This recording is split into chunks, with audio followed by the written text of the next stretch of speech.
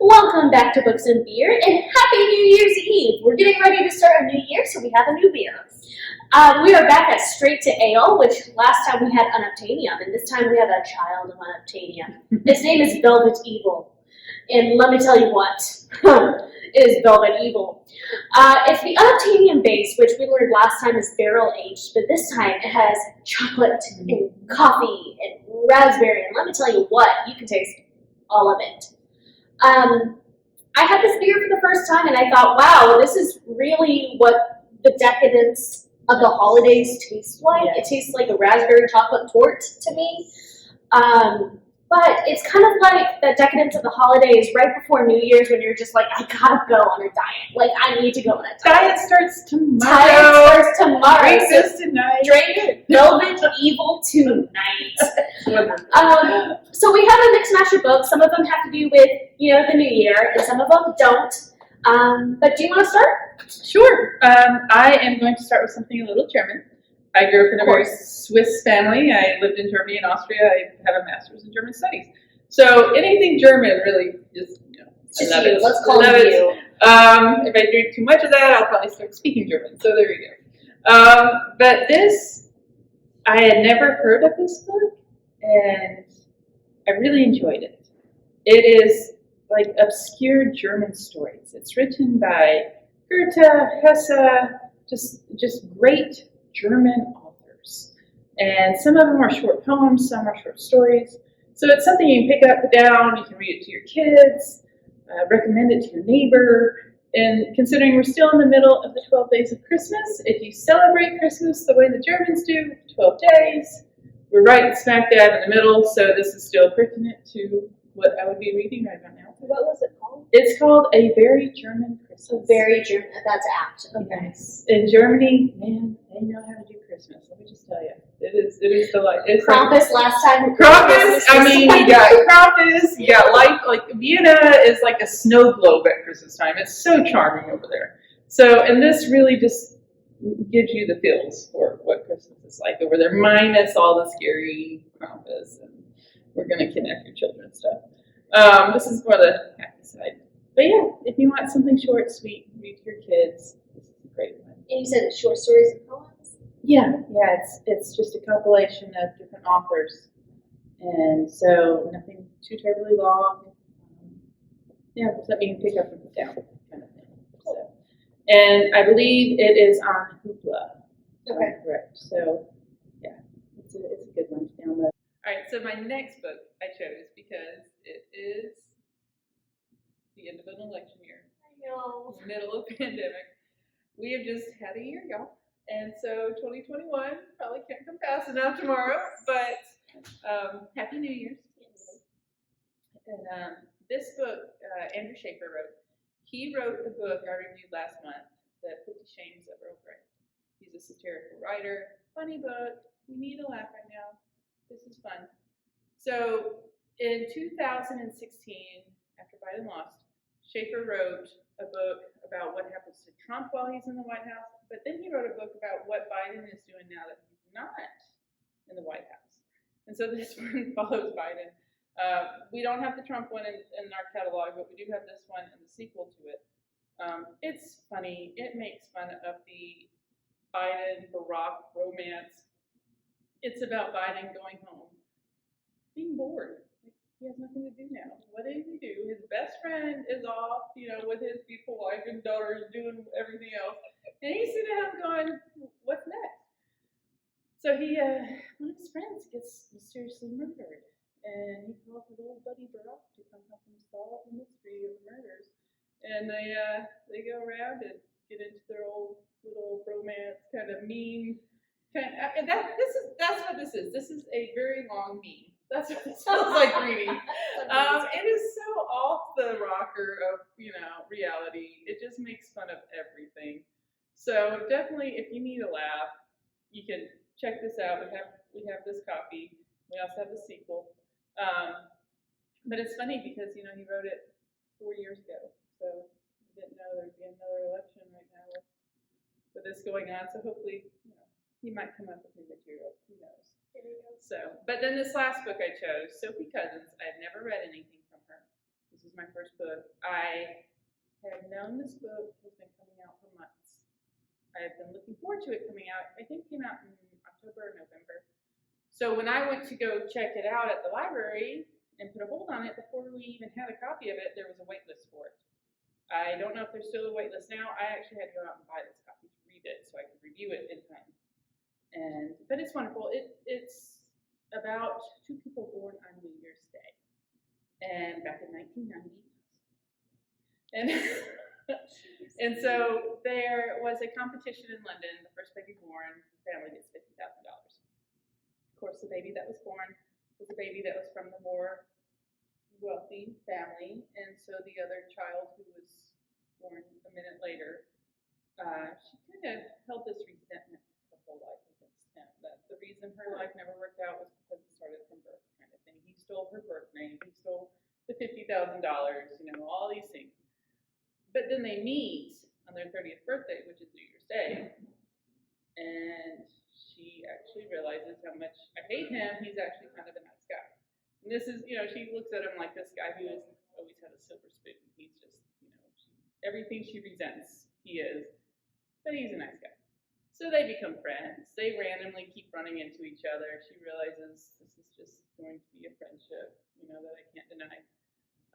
And the book flashes back to previous New Year's, and you kind of start realizing they've met before. They just never knew they'd met before, which started making me think of my husband and I, because I think I was like 21, he was probably 25 the first time we remember meeting. But over the years, as we've talked, we realized we've probably met 1,000 times and just never knew it. It's just these strange things of meeting people you're supposed to meet, and you just meet them at the right time in your life. And so that's kind of what this is. They've met many times, but they met at the right time. It's not this big happily ever after. There's a lot of things where she's working through in her life. So really, you're reading it to the very last page to see how it ends. So if you like books like that really keep you going and don't just wrap it up and then go on a couple more chapters, this is one of those. So I won't reveal how it ends, but it's a very good book. I look forward to reading this author again. It's a neat book to start the new year off with, I think.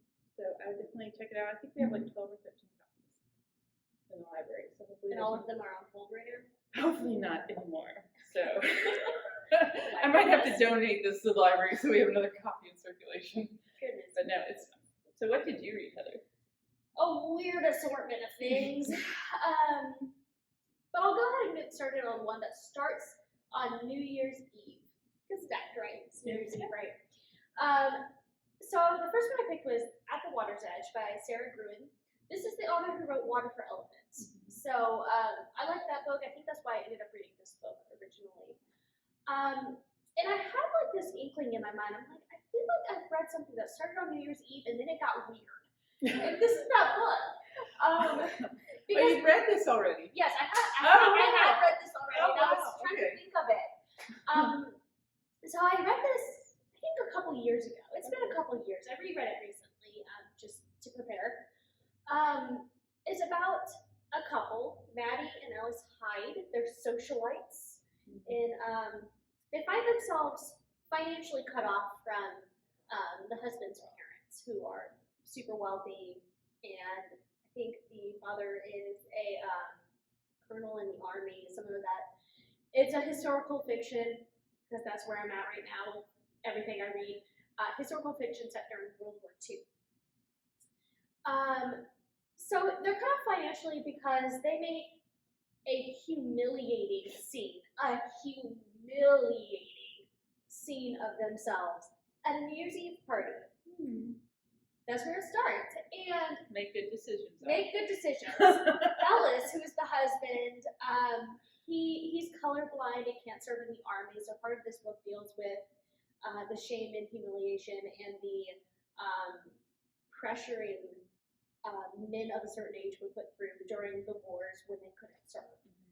And of course, this makes his colonel father extra embarrassed of him because he's a colonel in the army, yet his son is unfit to serve. What time period is this? World War II. Oh, okay. Yeah, World War II.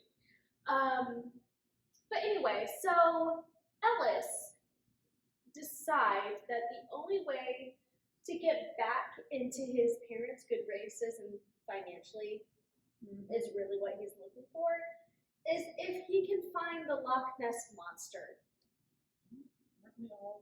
Aren't we all?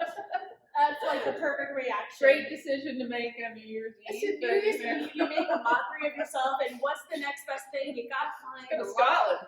Go to Scotland, find Loch Ness Monster. I like it as a historical fiction because one, I haven't come across many historical fictions that actually portray what unfit soldiers or unfit men of a certain age actually went through, because there was a certain amount of societal pressure on them to, why aren't you serving? Why aren't you in the war? What are you doing to help our country? Kind of stuff. But it talks about them having to travel overseas during a war, and this is a part where naval warfare has become huge. Like, so they're having to travel to Scotland, and from there, Ellis goes off to try and find Nessie, and he leaves his wife at this inn, and the wife falls in love with the innkeeper, who is this mysterious Scottish guy. Like, it's a lot.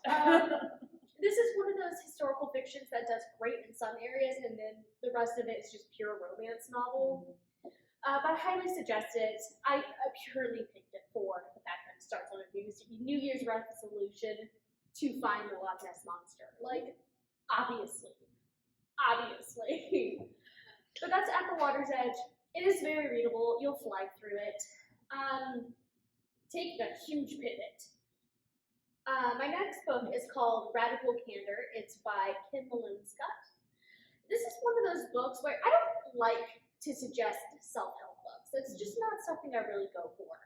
But it's New Year's Eve. Tomorrow's New Year's Day. Wow. 2021. Eloquent. And there's always inevitably a lot of self-help books checked out from the library during that time. Nothing wrong with that. I don't read a lot of them myself. But this one was suggested to me when I first started working at the library. It's called Radical Candor. And it really talks, the subtitle of this, I'm not going to read it all, is How to Be a Good Boss Without Losing Your Humanity. Which is something that's great to learn. Good for anyone to know. It's great for anyone to know. And her three major big points is how to have a culture of feedback, and how to build a cohesive team, and overall just achieving the results you want. And I thought this was important to bring up because the feedback in particular talks about both praise and criticism, and emphasizes how to talk to another human being. We just went through a big year. Yeah. It was a big year, and it's not over. We are going into another big year. And you want a good book that kind of structures how you can have a civilized conversation with another human being. This is a great book to read. I won't talk any more about that because it's a lot. I've never been one to do a resolution, but I do like the idea of New Year's as being a reset. Yeah. But I think you can do that any day of the week. Yeah. But I do like how it's some kind of a general mentality. We're going to reset. Be better. And that's, to me, that's just something great. As a mom, that would help, as someone who has a boss, I think it's good to read something like that, so you understand what you need to be receptive of praise and criticism. So that sounds really interesting. Yeah. So if you're interested in learning how to give and receive great feedback, this is great. Hands down, a great book. It was on hold for a long time. We only have a few copies in the library, and it's a relatively recent book. I want to say it was published in 2017, 2018. So it's just now coming off that long list of on hold, so you're probably not going to wait for it. My last book, completely different take, completely. So we've talked about Kwanzaa, we've talked about Christmas. Not Kwanzaa, we've talked about Hanukkah, we talked about Christmas. I can talk. Here's my Kwanzaa book. We're at the end of Kwanzaa. It starts on the 26th, ends on the 1st. So I have my kids book, always looking for the kids book. It's about Kwanzaa.